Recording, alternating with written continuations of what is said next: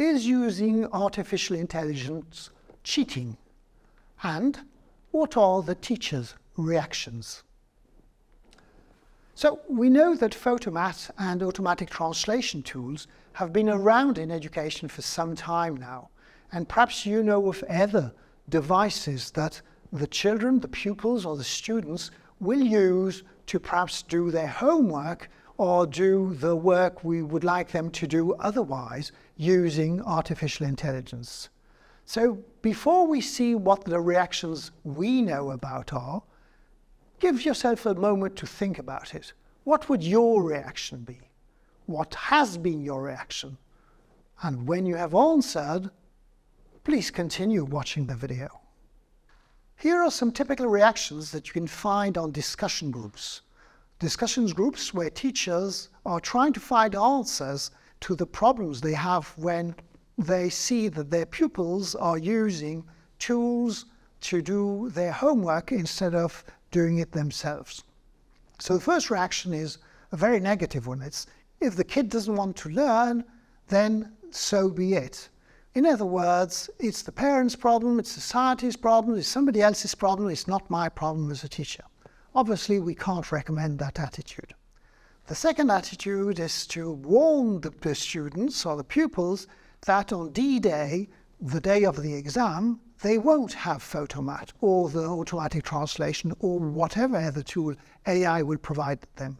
So obviously we should do this, but be very careful, because when we are doing this, we are implicitly assuming that the reason for which we are learning is only to pass exams, whereas that's not the real reason for which we should be learning.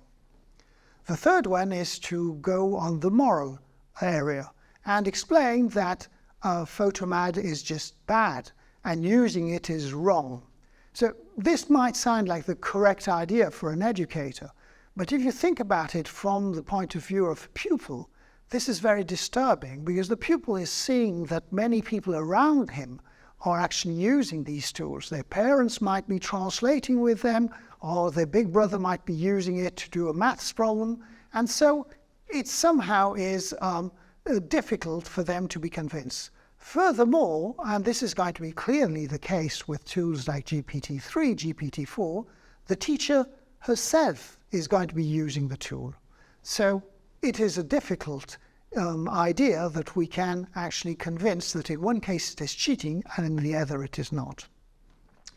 So once we're talking about cheating comes a fourth area, which is the teacher who thinks that their role is to be a detective and find out when the pupil has been cheating. And so there's a lot of noise around saying, we can detect cheating, we can detect when this has been done. This is obviously also pushed by industry, who wants to probably sell some software to detect this, which doesn't always work. Or when it works, might only work statistically, making still perhaps too many errors for us to be safely able to give a wrong grade to a child just because the child has been caught with an area in which there's cheating involved.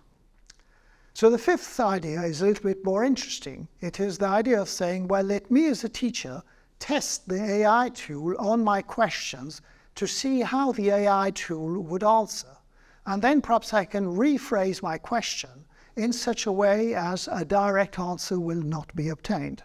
So this recommendation probably also works with other AI tools, and it is a way around this. It means that we have to be aware of how AI works.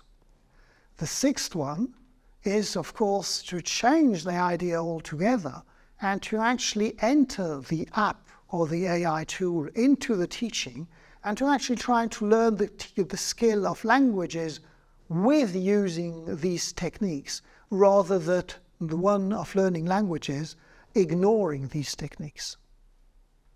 So some rules perhaps that we can learn or we can think about here.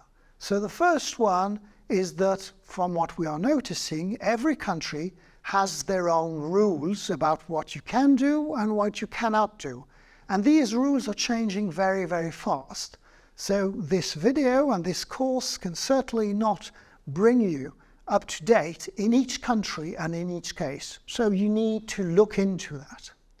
The second one, and perhaps the most important one, is to not be in denial.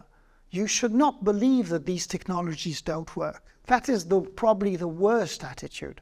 You should be looking at how they work, understand what it is going to offer to the pupils, what it can also offer to you, and then play according to that. And the third lesson is that there's a huge industry behind artificial intelligence.